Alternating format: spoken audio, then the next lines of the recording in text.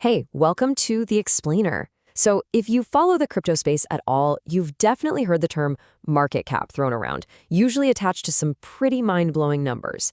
Today, we're going to pull back the curtain on that one specific metric for Bitcoin and really figure out what it all means. I mean, just look at this number. At its peak, Bitcoin's market cap flew past $1 trillion.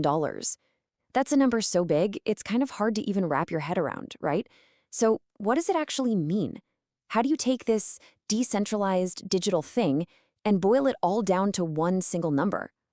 Well, that's exactly what we're here to do. All right, so before we can really dig into that trillion-dollar figure, we've got to get on the same page about the term itself. What exactly is market cap? When you get right down to it, it's just a way to take the huge, abstract idea of Bitcoin's total value and make it, well, a number. To put it simply, market capitalization is just the total dollar value of all the Bitcoin that are out there in the world right now. Think of it like a snapshot in time, a single picture that captures the entire financial worth of the network at one specific moment. The concept is actually way simpler than it sounds. Let me give you an analogy. Imagine there's this really special kind of apple. There are only 100 of them in the entire world, and right now, people are willing to pay $2 for each one. Well, the total market cap of those apples is just 200 bucks. See? Bitcoin works on that exact same simple principle. So, the whole thing breaks down into a really, really simple two-step formula. All you need are two numbers. First, how many Bitcoin are currently out there, circulating? And second, what's the current price for just one Bitcoin? You multiply those two together, and boom, that's it. That's the market cap.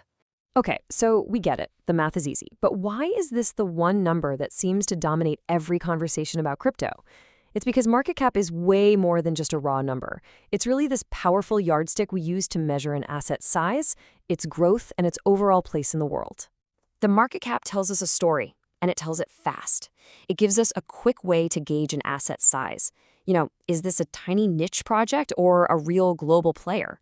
It lets us track its journey, its growth over time. And, this part is crucial, it lets us compare Bitcoin to totally different things, like a big tech stock or even something ancient like gold. And really, it's that comparison that puts Bitcoin's insane journey into perspective.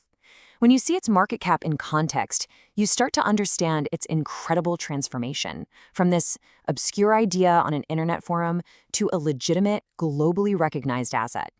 What's so staggering isn't just the growth, it's the sheer speed of it.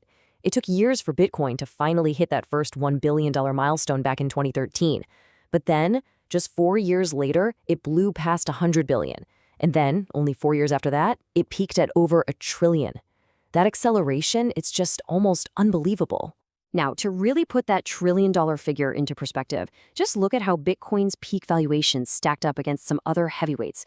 It was right there, comparable to a massive household name company like Meta. And it wasn't even that far off from the estimated value of all the silver in the world. There's no doubt about it, it is absolutely playing in the big leagues of global assets. Okay, but this brings us to a really critical question. We've seen how powerful and important this market cap metric is, but is it the only thing that matters? Is it the be-all and end-all?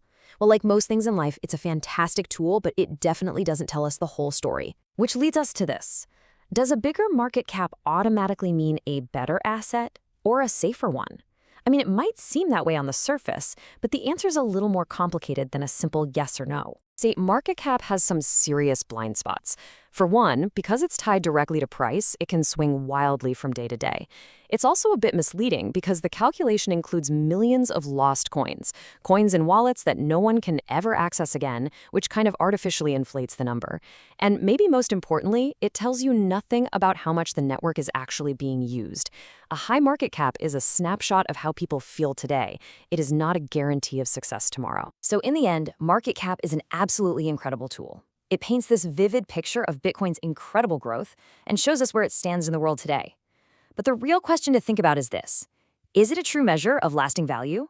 Or is it just the world's biggest popularity contest? Thanks for joining me on The Explainer.